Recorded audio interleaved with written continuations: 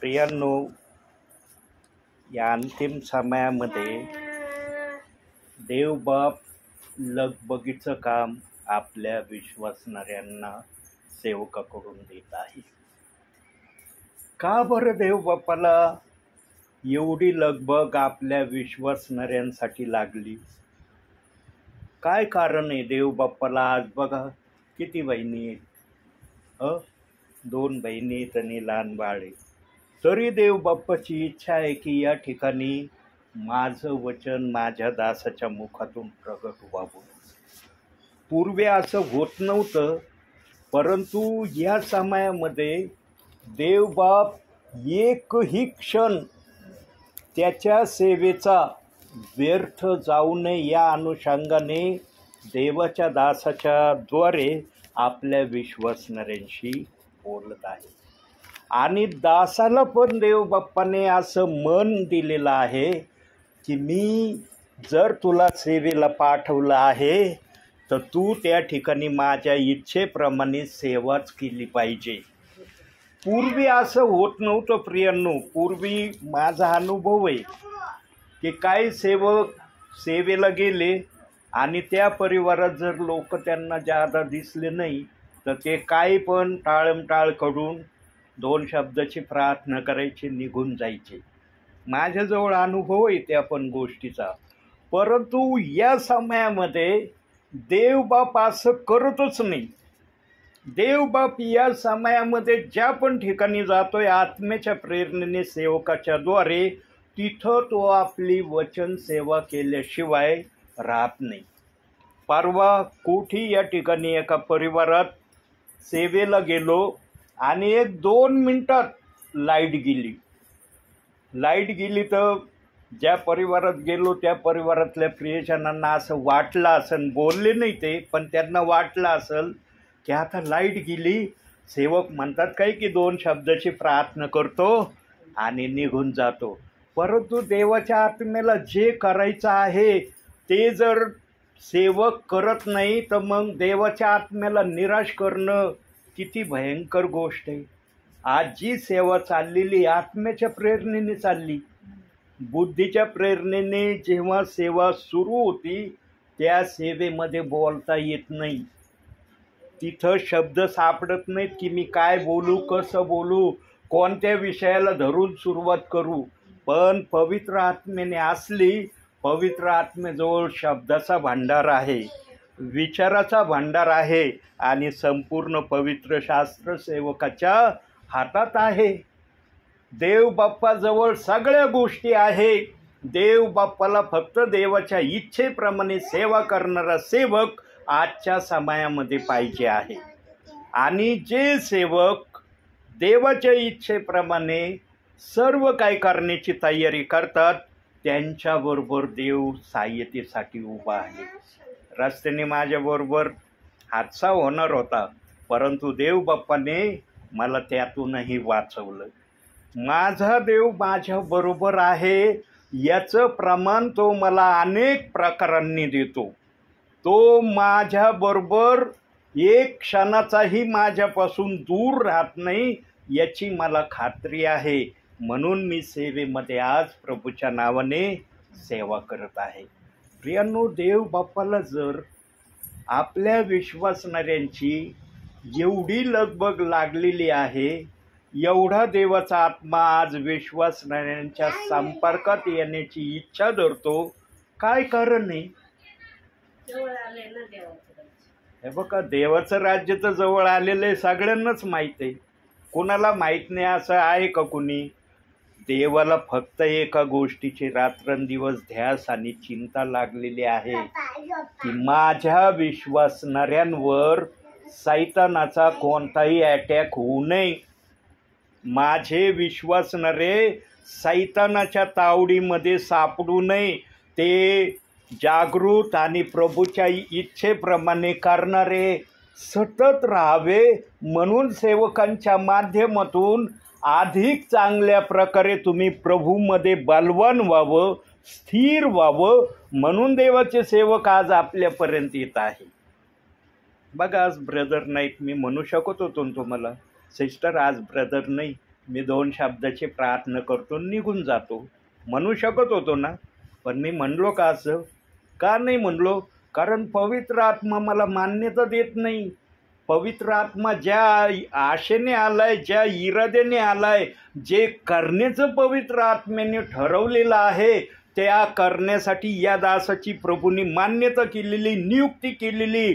जर हा दास देवाच्या आत्म्याची इच्छा भंग करण्याच्या अनुषंगाने जर काही करेल, तर पुढच्या वेळेला पवित्र आत्मा मला सेवेला पाठविल्याची खात्री आहे का मला? योनाने काय केलं होतं? योनाने ऐकलं नव्हतं तर कशी शिक्षा दिली देवाने योनाला? प्रियांनो, देव ज्याला पण सेवेसाठी उभं करतो किंवा सेवेसाठी पाठवितो, त्या दासाकडून देव बाप्पाचा आत्मा सेवा करून घेतल्याशिवाय राहत नाही. आणि देवाचा मनोरथ त्या सेवकाच्या द्वारे पवित्र आत्मा पूर्ण करतो. आणि जो विचार घेऊन पवित्र आत्मा ज्या परिवारात येतो, तो विचार सांगितल्याशिवाय प्रभूचा आत्मा शांत राहत नाही. म्हणून बघूया जरा वचनाकडे आपण जाऊया. काढूया आपण एक वचन. योहान कृत शुभवर्तमान नवीन करारामध्ये 4थं पुस्तक, योहान कृत शुभवर्तमान 17वा अध्याय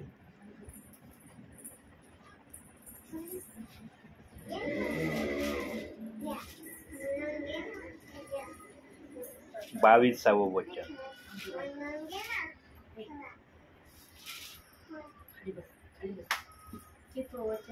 22वं.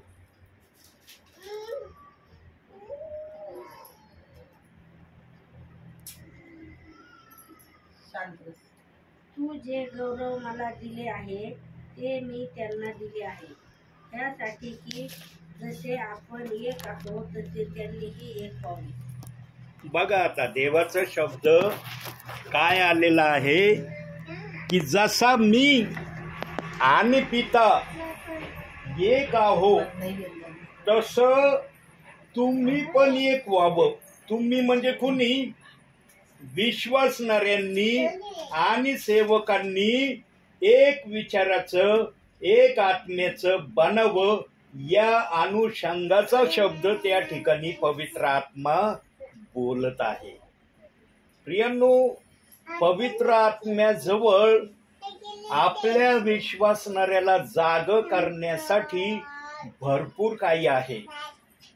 आणि पवित्र आत्मा, काही जणांचं असं मत आहे किंवा विचार आहे की जर एखाद्या वचनावर सेवकांनी संदेश दिला तर त्या वचनावर पुन्हा संदेश देता येत नाही. परंतु पवित्र आत्मा असा नाहीये. पवित्र आत्म्याला जितक्या वेळेस वाटेल ना एका वचनातून परत परत बोलावं, तो तसं करायला सक्षम आहे. त्याच्याजवळ विचार पण आहे, त्याच्याजवळ वचन पण आहे, त्याच्याजवळ सगळ्या गोष्टी आहे. फक्त सांगणारा सेवक आत्म्याच्या प्रेरणेने करणारा असावा, एवढीच अपेक्षा पवित्र आत्मा त्या सेवकाकडून करतो. आणि जे वचन तुम्हाला आत्ता दाखवलं ते वचन परवा दिवशी संदेशामध्ये, जो संदेश काल मी टाकलेला आहे आपल्यासाठी, त्या ठिकाणी हे वचन वेगळ्या प्रकारे पवित्र आत्मा तिथं बोललेला आहे. असं नाही की हे वचन त्या ठिकाणी पवित्र आत्मा बोलला नाही. प्रियांनो, एक व्हावं म्हणजे काय व्हावं? स्वर्ग 2 आहेत का? आहेत का? लिहिलंय का बायबलच्या वाचनात? स्वर्ग 2 आहे. एक स्वर्ग इकडं आहे, एक स्वर्ग इकडं आहे. बोलवलेला ह्या स्वर्गात जाणार आहे, निवडलेला ह्या स्वर्गात जाणार आहे, असं दिलंय का स्वर्गाविषयी? पण या ठिकाणी वचन सांगतंय की त्यांनी एक व्हावं. आता एक व्हावं म्हणजे काय व्हावं? देवाला एक होण्याची का लगबग लागली? का देवाचा आत्मा एक होण्याविषयी बोलतो? कारण प्रियांनो, ह्या बायबलमध्ये देवाच्या आत्म्याने एक रस्ता आपल्या स्वर्गापर्यंत येण्यासाठी तयार केलेला आहे आणि त्या रस्त्यावर चालण्यासाठी निरनिराळ्या गोष्टी देवाच्या आत्म्याने या पवित्र शास्त्रात ठेवल्या. रस्ता तोच आहे, परंतु त्या रस्त्यावरून चालताना तुम्हाला काय काय गोष्टीचा अनुभव घेऊन चालत जावं लागणार हे सांगण्यासाठी सेवकाला प्रभूने आज निवडला आहे. बघा, आता त्या दिवशी जर या वचनातून देवबाप बोललेला आहे परवा, तर देवबाप्पाच्या आत्म्याला आज बोलायची त्याच वचनातून काही गरज होती का? आज दुसरं वचन देवबाप दाखवू शकत होता ना, पण देवबाप्पाला आपल्या एका वचनातून त्याच्याजवळ बोलण्यासाठी भरपूर काही आहे, पण तो ठरवितो तेवढंच तो विश्वासणाऱ्यांना सांगतो. पवित्र आत्म्याला कळतं माझ्या विश्वासणाऱ्याला कोणत्या शब्दाचा अनुकूल असा खुराक मी दिला तर माझा विश्वासणारा मजबूत होईल आणि सैतानाच्या विरोधामध्ये चांगल्या प्रकारे स्थिर उभा राहील. प्रियांनो, देवाच्या आत्म्याची एकच या समयामध्ये आपल्या विश्वासणाऱ्याच्या प्रति इच्छा ही आहे की माझा विश्वासणारा सैतानाच्या विरोधामध्ये चांगल्या प्रकारे उभा राहावा आणि सैतानाच्या कोणत्याही डावपेचाला माझा विश्वासणारा बळी पडू नये आणि माझ्या विश्वासणाऱ्याला सैतानाने जर हल्ला केला तर माझा विश्वासणारा त्या हल्ल्याला सैतानाचा या वचनाच्या द्वारे धुडकावून लावू. म्हणून देवाचा आत्मा आज वचनातून आपल्या सेवकाच्या मुखातून बोलत आहे. परंतु प्रियांनो, ही देवाची भाषा किती जणांना आज कळते? किती जणांना आज देवाच्या चरणासमोर येऊन बसणं आवडतंय? प्रियांनो, आज सगळेजण आपापल्या मनाच्या परीने सगळं काही करत आहे, परंतु जेव्हा प्रभू येणार आहे तेव्हा सगळे धावून प्रभूकडे येण्याचा प्रयत्न करणार आहेत. त्यावेळेला कुणी नाही म्हणणार मी फार जरुरी कामात आहे, थोड्या वेळाने येईल, थोड्या वेळाने प्रभूची भेट घेण्याची मी इच्छा प्रगट करील.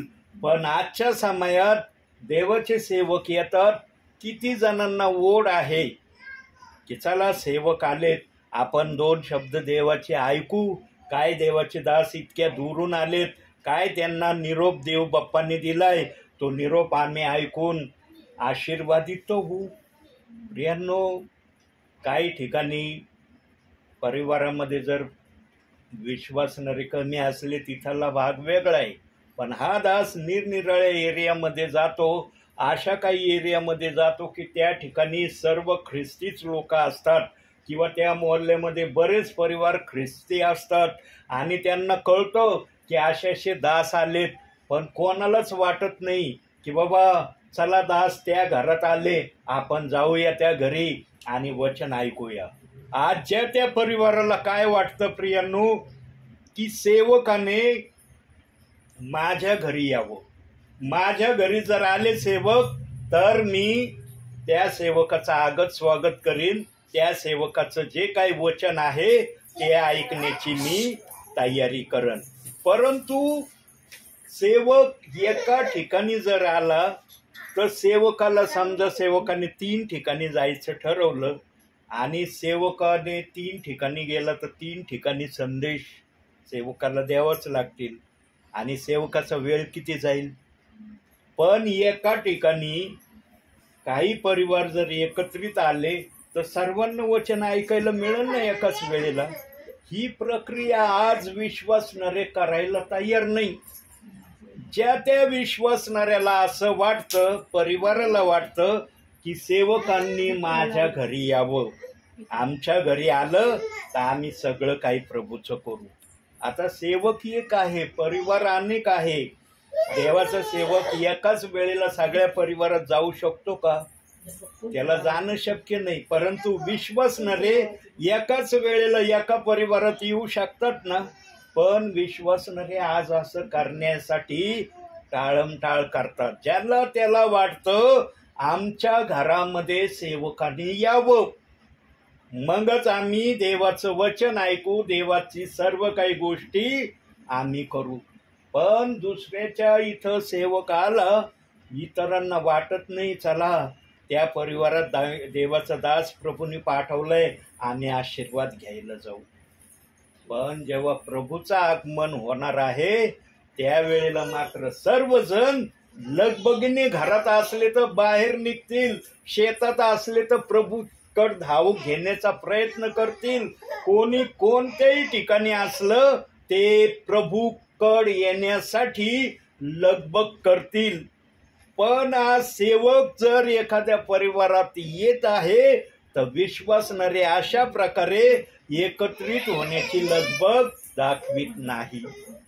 यांनो, म्हणून देवाचं वचन आलं की जसा मी आणि पिता एक आहो तसे तुम्ही एक व्हावे.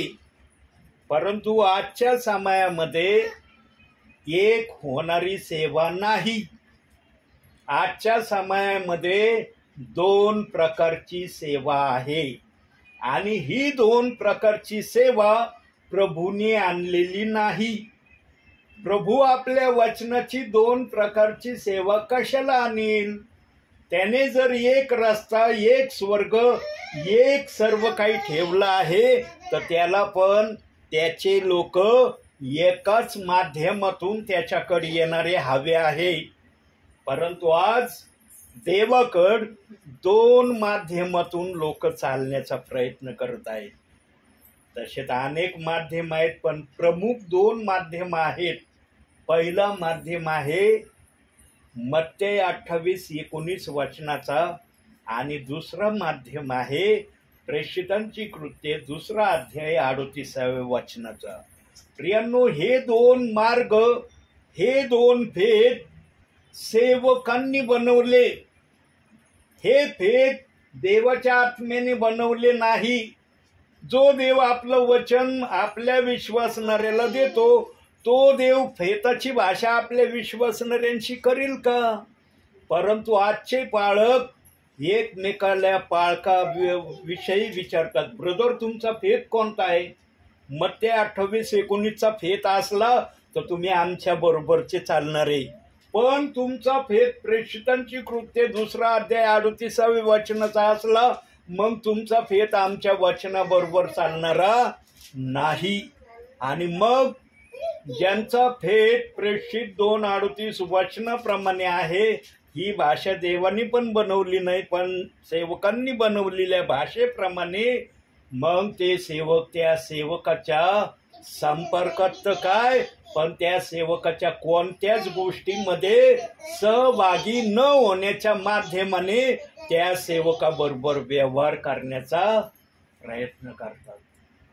प्रियांनो, जेव्हा देवबाप येईल तेव्हा देवबाप्पाने जर अशा दोन प्रकारच्या गोष्टीप्रमाणे जर करायचं ठरवलं तर किती जणांना देवाच्या राज्यामध्ये जागा मिळेल? किती जण जातील देवाच्या राज्यात?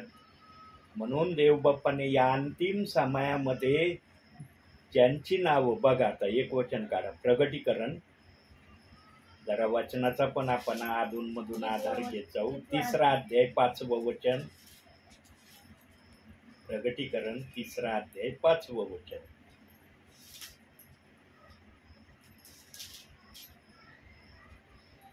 जो विजय मिळवतो तो अशा रीतीने शुभ्र वस्त्रे परिधान केलेला होईल.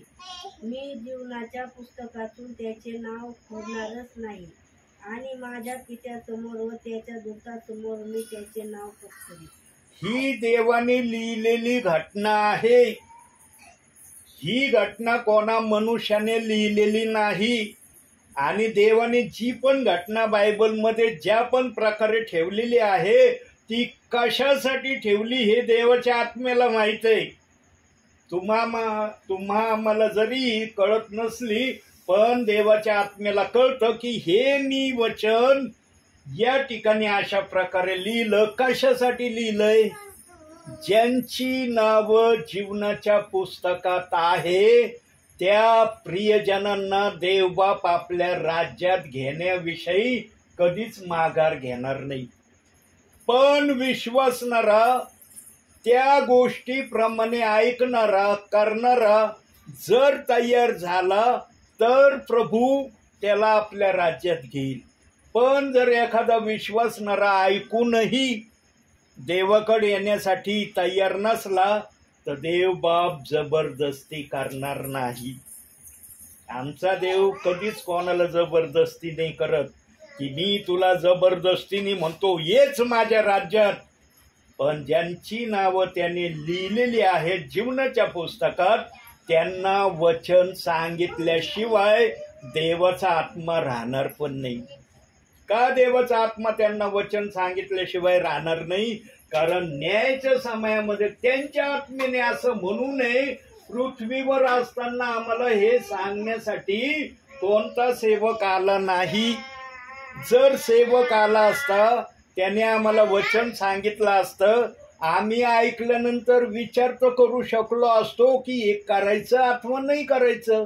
सेवकाने तर काही जबरदस्ती नाही केली की एक कराच म्हणून.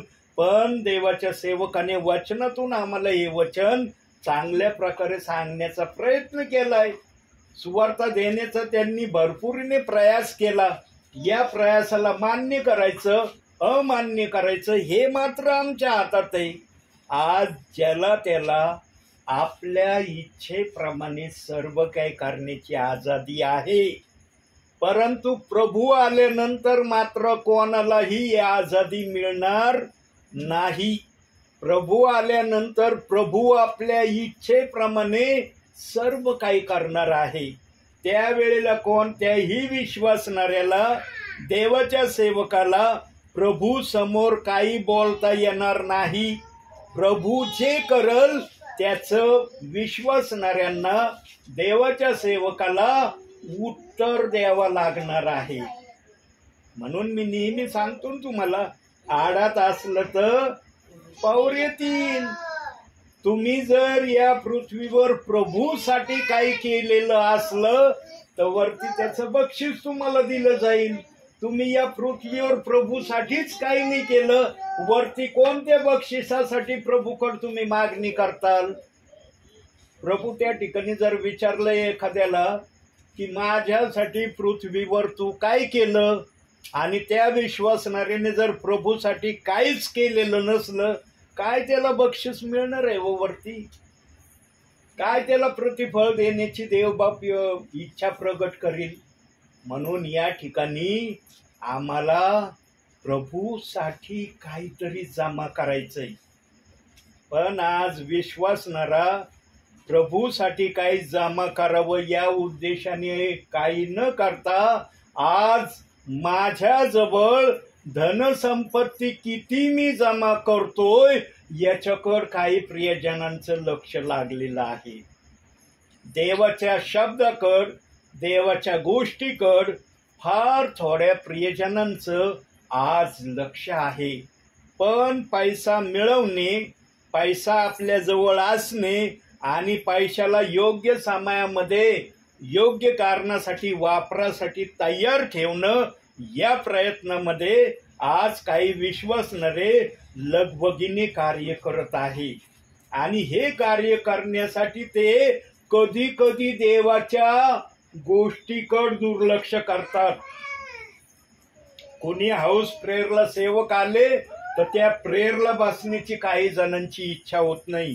काही जणांची तर रविवारच्या दिवशी चर्चला पण जाण्याची इच्छा होत नाही. ज्यांचं लक्ष पैशाकडे लागलं आहे प्रियांनो, त्या व्यक्तीला देवाच्या गोष्टी तेवढ्या चांगल्या वाटत नाही, योग्य दिसत नाही, जेवढ्या प्रभू त्याला सांगण्याचा प्रयत्न करतो. म्हणून प्रभू म्हणला, तुम्ही प्रभूची आणि धनाची सेवा करू शकत नाही. तुम्ही एकाला धरताल, एकाला सोडाल. म्हणून प्रियांनो, बायबलमध्ये पण देवाच्या आत्मेने 2 तिमोथेच्या पत्रामध्ये 3 अध्यायात सांगितलंय की ज्याला द्रव्याचा मोह लागला आहे तो देवापासून दूर दूर जायला लागलेला आहे. द्रव्याचा ज्याला मोह लागला त्याला देवाच्या गोष्टी एवढ्या योग्य तो मानित नाही किंवा जाणून घेत नाही, जेवढ्या जाणून घेण्याची देवाचा आत्मा त्या विश्वासणाऱ्याकडे आशा धरतो. पैसा हा सर्व वाईट गोष्टीचं मूळ आहे प्रियांनो. पण या पैशाजवळ जोडायचं पण काम आहे आणि या पैशाजवळ तोडायचं पण काम आहे. एखाद्याचे मन वाईट झालेले असले तर हा पैसे मन नीट करतो, पण एखाद्याचे मन चांगले असले तर या पैशामुळे एकमेकाचे मन पण वाईट हा पैसा करू शकतो. म्हणून जो विश्वासणारा पैशाचा योग्य रीतीने वापर करील, योग्य रीतीने पैशाला आपल्या जीवनामध्ये वापरील, तोच व्यक्ती प्रभूच्या दृष्टीने अतिशय चांगला व्यक्ती आहे. पण असे विश्वासणारे किती जण आहेत आज? किती जण प्रभूला असे विश्वासणारे दिसत आहेत? ते विश्वासणारे दिसावे, ते विश्वासणारे तयार व्हावे म्हणून आज देवाचा आत्मा देवाच्या दासांना निरनिराळ्या परिवारामध्ये सेवेसाठी पाठवित आहे. देवाचा सेवक कोणत्याही ठिकाणी वेळ घालवायला जात नाही, टाइमपासला जात नाही. प्रियांनो, आज या ठिकाणी अतिशय थोडे प्रियजन आहेत. दिसतात ना, आहे ना साक्षीदार तुम्ही की आम्ही फार थोडे जण आज या रूम मध्ये आहो, तरी देवाचा आत्मा स्वर्ग सोडून या ठिकाणी आलाय. देवाचा आत्मा म्हणलं का, अरे ज्या परिवारात मी गेलोय किंवा जात आहे तिथं किती थोडे प्रियजन आहे. मला होतं का माहिती रस्त्याने की आज ब्रदर घरामध्ये नाही? मला जर रस्त्याने कळलं असतं की बाळा तू ज्या ठिकाणी चाललास त्या ठिकाणी ब्रदर नाही, तर मी आलो असतो का? मी 10 वेळेस विचार केला असता, अरे ब्रदर नाही, कशाला जाऊ, जाऊ दे पुढच्या वेळेला जाता येईल, मी तर काय सेवकच आहे, मला तर देवाने सेवाच करायला सांगितली. आज वचन सेवा नाही झाली तर काय हरकत नाही, पुढच्या वेळेला येईल वचन सेवा करील. मी असं म्हणू शकत होतो ना? का नाही म्हणलो? कारण देवाचा आत्मा जी आशा घेऊन स्वर्गातून इथं उतरलाय, ती आशा जर देवाच्या आत्म्याची मी पूर्ण केली नाही तर देवाच्या आत्म्याला कसं वाटन? देवाचा आत्मा मोठा आशेने आलेला आहे. मला सांगितलं बाळा आज जा त्या घरी, मी त्या घरी आहे. पण देवाने हे मला नाही सांगितलं की ज्या घरी तू चाललास त्या घरी ब्रदर नाही. यानो, देवाला जे पण करायचं असतं ते देव बाप केल्याशिवाय राहत नाही. यानो, तुमच्यासारखे धन्य आणि आशीर्वादित कुणी नाही, कारण तुम्ही जिवंत देवाचं वचन ऐकत आहात. प्रियांनो, इतक्या दुरून मी आलो, मी केलं का विचार, प्रभू म्हणला जा तिकडं. मी म्हणलो का प्रभूला, प्रभू वेळ झालाय आणि इतक्या उशिरा तू मला सांगितलं, आता किती लांब जायचंय मला, रस्त्याने जर काय झालं तर. आणि आज रस्त्याने होणार होतं, पण देव बाप्पांनी ते टाळलं. माझ्या बरोबर प्रभू आहे हे मला प्रभू दाखवून देतो. प्रियांनो, मी देव बाप्पांनी सांगितल्याशिवाय घराच्या बाहेर निघत नाही. म्हणून देवबाप पण ज्या पण ठिकाणी मला जा म्हणतो तिथं देवबाप माझ्याकडून आपली सेवा करूनच घेतो. बायबल शिवाय आहे माझ्याजवळ काही? दिसतंय वही आहे किंवा कागद आहे? कुठून बोलतोय मी? केलं होतं का रस्त्याने पाठ, चला आता बहिणीच्या परिवारात चाललोय, असा असा विषय घ्यायचा, असं असं वचन काढायचं आणि या वचनातून एवढीच भाषा बोलायची जे मी ठरवलंय? दिसतंय असं काही? पवित्र आत्मेला जे तुमच्यासाठी योग्य वाटतं ते पवित्र आत्मा बोलल्याशिवाय राहत नाही. पण प्रियांनो, आजच्या समयामध्ये फार वाईट वाटतं की सेवक सेवकाच्या संदेशाचा धिक्कार करत आहे. ज्याला त्याला वाटतं माझाच संदेश योग्य आहे, दुसऱ्याचा संदेश योग्य नाही. प्रियांनो, देवाने जर असा आजादुजापणा केला तर किती सेवक प्रभूच्या राज्यामध्ये सेवा करतील? किती जण करतील? आजादुजापणा देव करत नाही, पण आजचे सेवक आजादुजापणा करतात आणि देवाला न आवडणाऱ्या गोष्टी खुलेआम करतात आणि म्हणतात आम्ही देवाचे सेवक आहे. निरनिराळ्या ठिकाणी हे चाललंय प्रियांनो. असं नाही की हे एकाच ठिकाणी चाललंय. आज जगाच्या पाठीवर हर ठिकाणी चाललंय. ह्या सेवकाचा संदेश तो सेवक म्हणतो मला पसंत नाही, त्या सेवकाचा संदेश हा सेवक म्हणतो मला पसंत नाही. देवाने जर अशी आवड निवड सेवकाच्या संदेशाची केली तर काय होईल?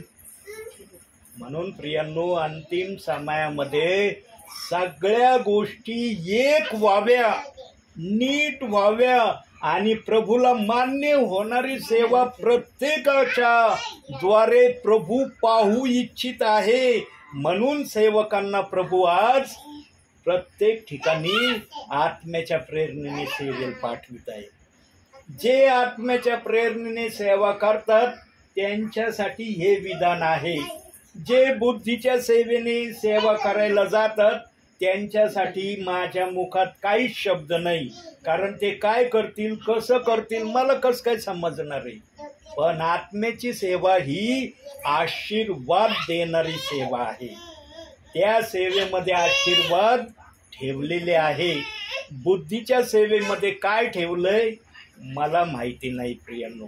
म्हणून अंतिम समयामध्ये जे प्रियजन देवाचं वचन आत्म्याने आणि खरेपणाने ऐकतील, त्याप्रमाणे करण्याचा प्रयत्न करतील, त्यांना वर गेल्यानंतर प्रभूकडून हमखास बक्षीस मिळणार आहे. पण जे ऐकतात त्याप्रमाणे करतात त्यांना बक्षीस दिलं जाणार आहे. जे ऐकतात आणि त्याप्रमाणे करत नाही त्यांना पण देवबाप विचारणा केल्याशिवाय राहणार नाही. माझा सेवक मी पाठवित होतो, माझा सेवक आत्म्याच्या प्रेरणेने बोलत होता, सांगत होता, तुम्ही जे ऐकत होता ते करण्याचा प्रयत्न केला का? या ठिकाणी पळवाटा काढले जातात, पण वरती गेल्यावर आत्मा पळवाट नाही काढायचा. आत्मा ज्या शरीरात आज आहे त्या शरीराला आत्मा दोष देणार आहे. आणि विचार करा प्रियांनो, एखाद्याच्या शरीराला त्याच्या शरीरातल्या आत्म्याने दोष दिला तर ते शरीर प्रभूच्या दृष्टीने कसं असणार आहे? म्हणून प्रियांनो, तुमच्या शरीरात जो पण आत्मा आहे ना, आतून तुम्हाला ओरडत आहे की देव जे बोलतोय, देव जे दाखवतोय ते करण्यासाठी तयार राहा. पण कधी कधी आम्ही बुद्धीच्या प्रेरणेने चालत असलेले असतो ना, आम्ही आत्म्याची बात ऐकत नाही आणि बुद्धी जे आम्हाला सांगन ते आम्ही करण्याचा प्रयत्न करतो. प्रियांनो, 2 वचनं बायबलमध्ये बाप्तिस्म्याचे दिलेत ना, एक अज्ञानाचा बाप्तिस्मा आहे, एक सुज्ञानाचा आहे. आता हे बाळ बसलंय मांडीवर, याला सुज्ञान म्हणता येईल का? का नाही म्हणता येणार? कळतच नाही. पण हे बाळ भविष्यामध्ये सुज्ञान होणार आहे का नाही? तुम्ही म्हणताल का जरी आज हे बाळ अज्ञानी आहे पण भविष्यामध्ये हे बाळ सुज्ञानी होणार नाही? म्हणतात का असं की हे भविष्यात पण अज्ञानीच राहणार आहे म्हणतात तुम्ही? का नाही म्हणत? कारण तुम्हाला खात्री आहे की या बाळाचा विकास होणार आहे आणि मोठं झाल्यावर हे बाळ सुज्ञान बनणार आहे. बाप्तिस्मेची पण अशीच प्रक्रिया आहे.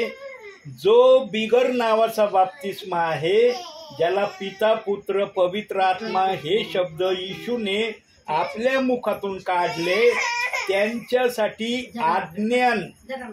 अज्ञानाची भाषा त्या बाप्तिस्म्यामध्ये प्रभू बोलतोय. पण प्रेषितांची कृत्य 2 अध्याय 38व्या वचनामध्ये देव बाप सुज्ञानाची भाषा बोलतो. का रे बाळा?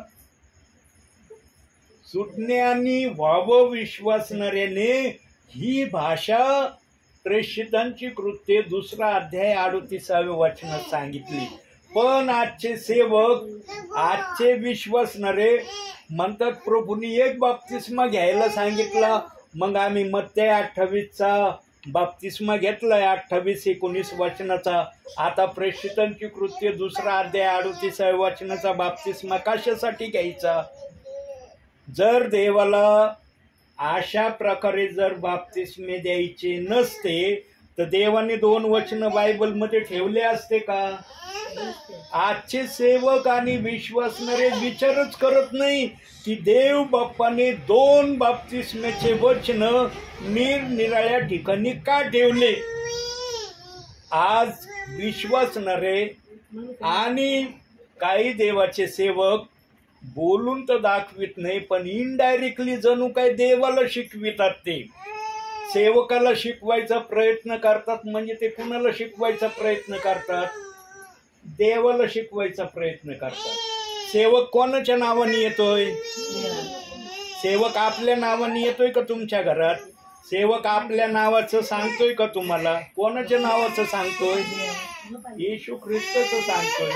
मग जर एखादा विश्वासणारा सेवकाशी जर वादविवाद घालतोय, कुरकुर करतोय, तर ते वादविवाद आणि कुरकुर कोणाबद्दल तो करतोय? देवाबद्दल करतोय.